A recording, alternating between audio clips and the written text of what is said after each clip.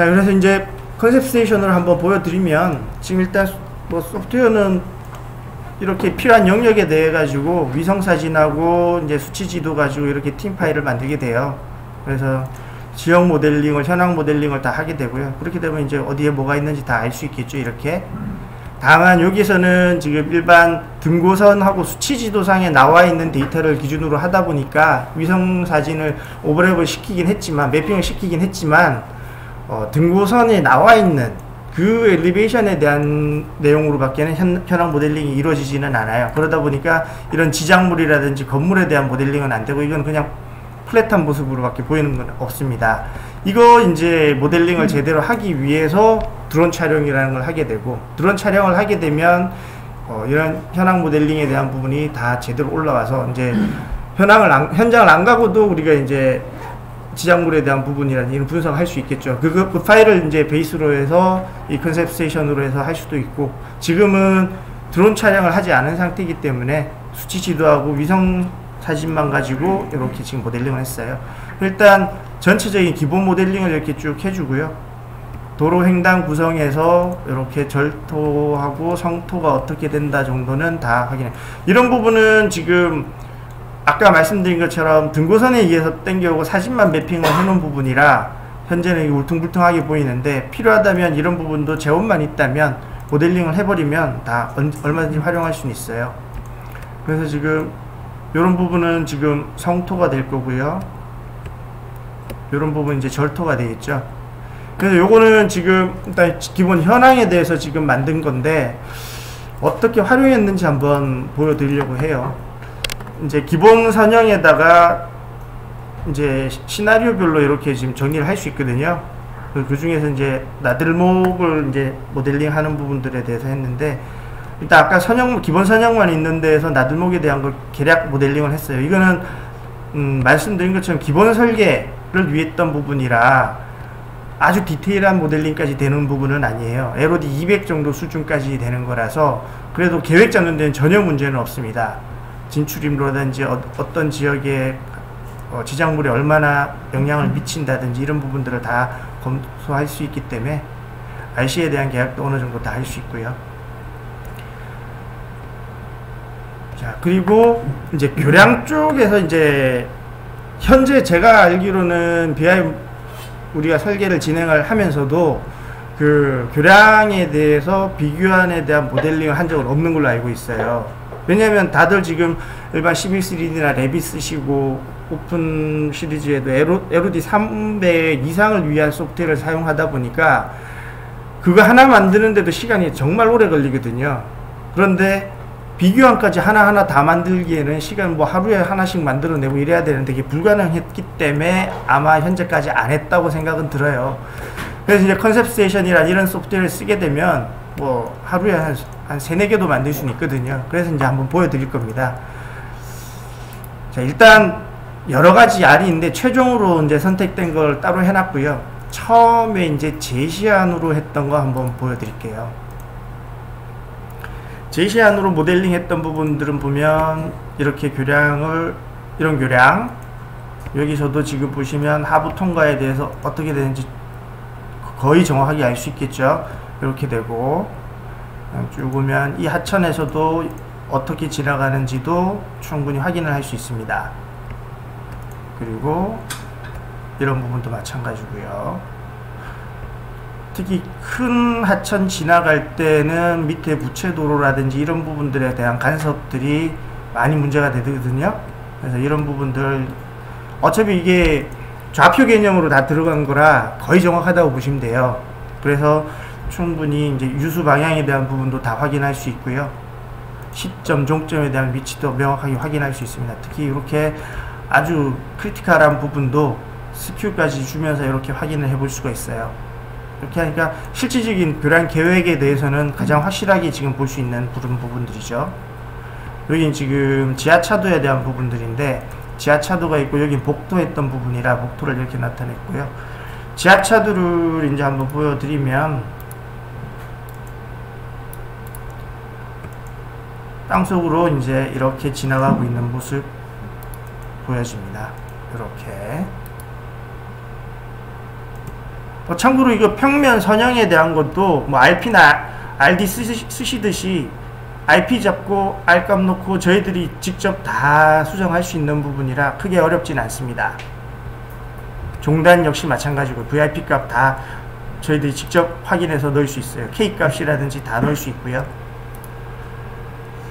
자, 그럼 이제 교량 계획 제시안 말고 비교 일환 한번 볼게요. 요 정도 교량들에 대해서. 비교 일환입니다. 같은 현황인데 비교 일환에 대해서 교량 구성했던 게 달라지거든요. 지간장 구성 같은 경우가 이제 많이 달라졌어요.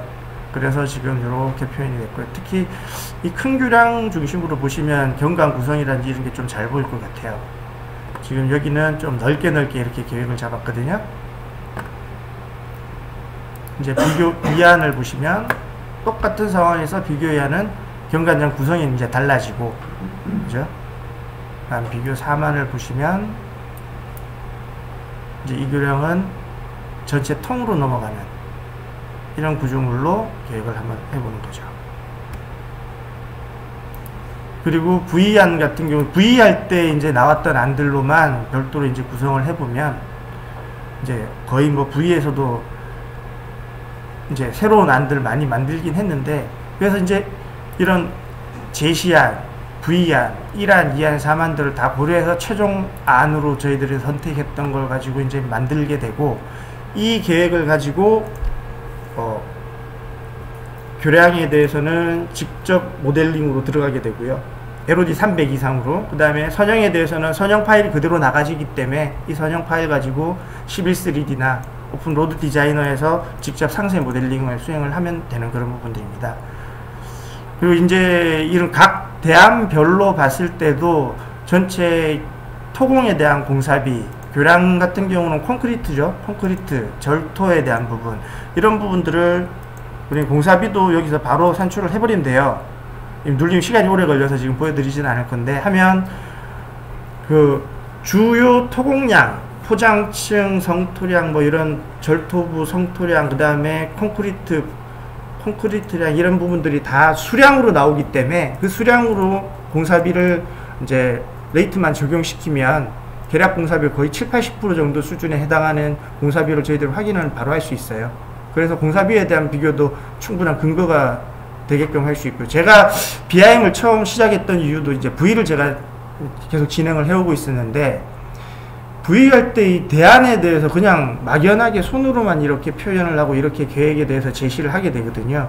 좀 막연해요. 진짜 될지 안 될지도 모르고. 그래서 만약에 이런 바로바로 확인할 수 있는 소프트웨어가 있으면 하면 좋겠다고 생각하고 있는 찰나에 이 소프트웨어 알게 돼가지고 제가 그래서 지금 이 BIM을 시작을 하게 됐고요.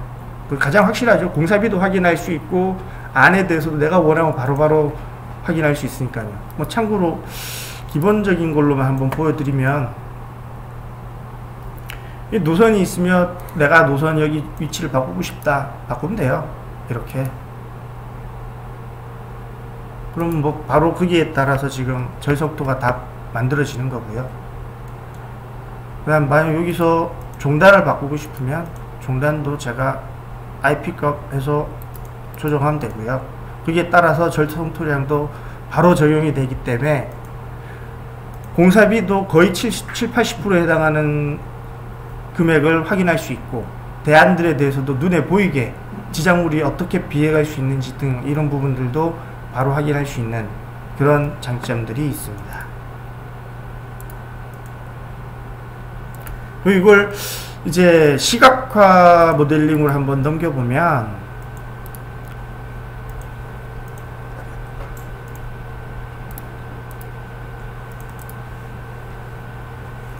눈에 이렇게 빨려있죠? 네. 여기까지만 하고 마칠게요.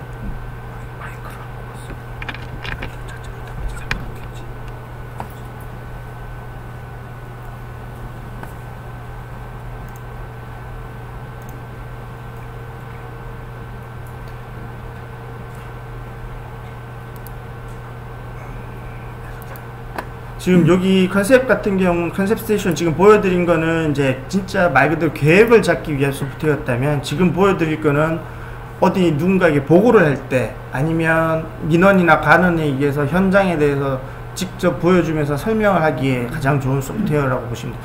에러가 나네요. 자꾸만. 요거는 안 되겠네요. 어떤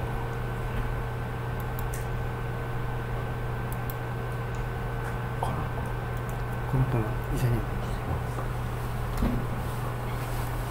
이번 촬영했던 거잖아요. 네. 이어서 제가 또 설명을 해드리도록 하겠습니다. 이 데이터는 천일에서 예전에 작업했던 경춘국도 파일이 되겠고요.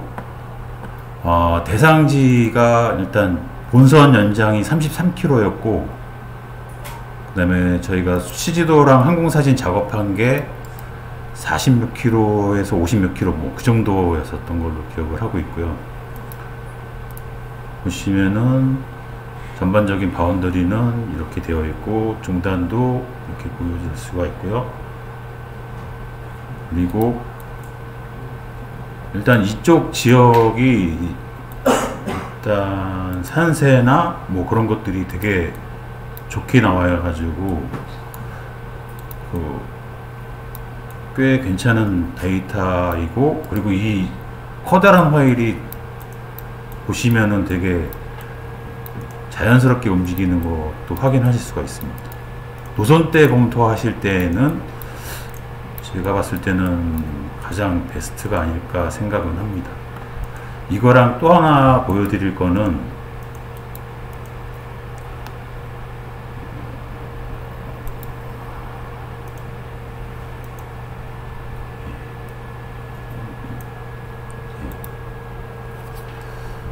이거는 건화에서 작업했던 데이터인데 현황을 조금 전에는 수치지도에 항공사진을 엎으신 걸 보셨는데, 건화에서 작업한 거는 이제 3D 이제 드론 촬영을 해가지고 3D 모델을 만들고 그거를 이제 수치지도랑 항공사진 엎은 거에다가 추가로 올려놓은 상태입니다.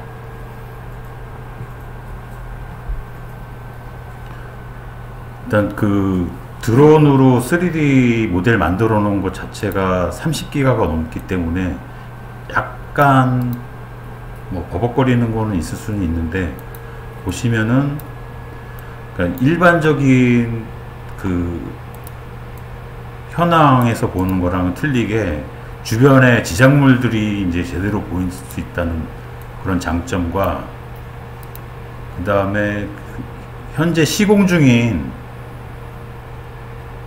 부분에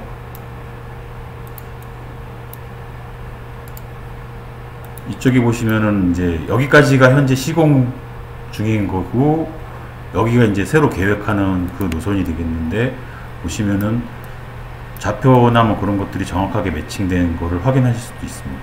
그러니까 관계기관 협의나 주민 설명회 같은 거 할 때도 유용하게 쓰일 수가 있는 자료가 될 것 같습니다. 주변이 다 이제 3D로 만들어져 있고, 보시면은 노선을 이제 클릭을 해서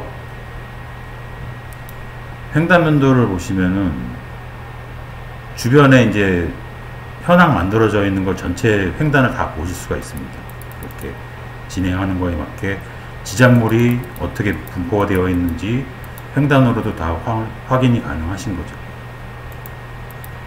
그러니까 현장 조사를 굳이 사람들이 다 가서 할 필요가 없이 드론으로 촬영을 해서 3D 모델만 만들어 놓고 있으면은 현장을 사무실에서 직접 다 볼 수가 있는 거죠.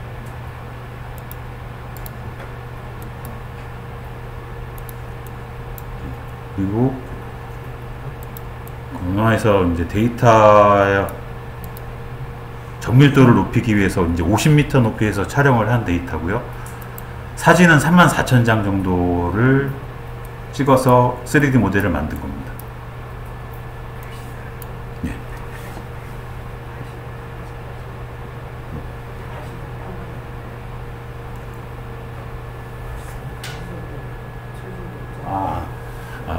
여기 이제 보시면은 그 공사하는 현장이 한 군데가 있는데, 보강을 했는데도 불구하고 이제 여기 지금 보시면 공사 현장에 양쪽으로 이제 보강 다 해놓은 거를 확인하실 수가 있습니다. 근데 옆에 보시면은 그 공사 현장 때문에 균열 간 거를 이렇게 확인하실 수도 있습니다. 양쪽 도로 다 마찬가지로 이렇게 보강을 했는데도 불구하고 네, 이렇게 균열이 간 거를 확인하실 수도 있습니다.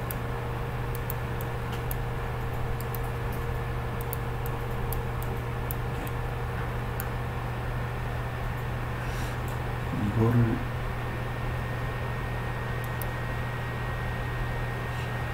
이게 되려나?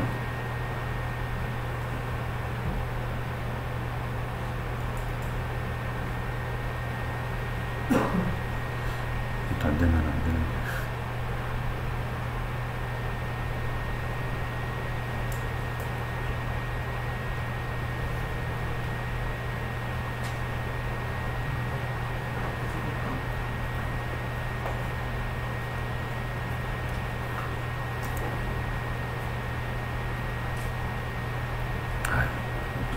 이건 안 되는 것 같습니다.